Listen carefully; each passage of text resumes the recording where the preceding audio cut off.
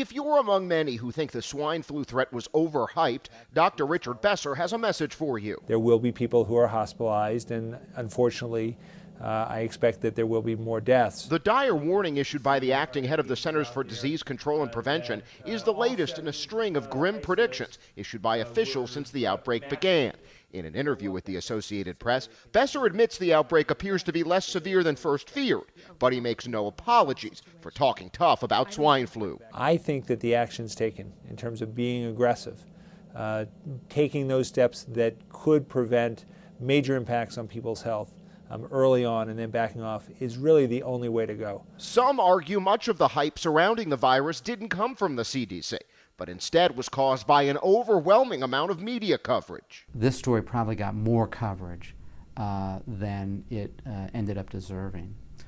But I think the tone of the coverage was more restrained than the amount of coverage. There wasn't hysteria in all that time. There just was a lot of time spent. And Tom Rosenstiel of the Pew Research Center's Project for Excellence in Journalism praises the way health officials communicated with the public. Even if the questions tended to be, at times, to border on panicky, the answers that we got tended to be cautionary, conservative, and I think sort of in tune with the event.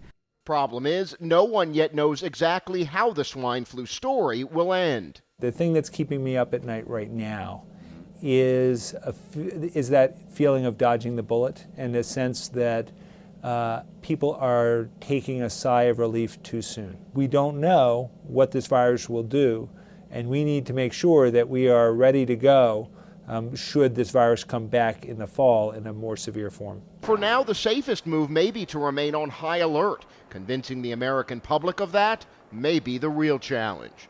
Jason Bronis, The Associated Press, Atlanta.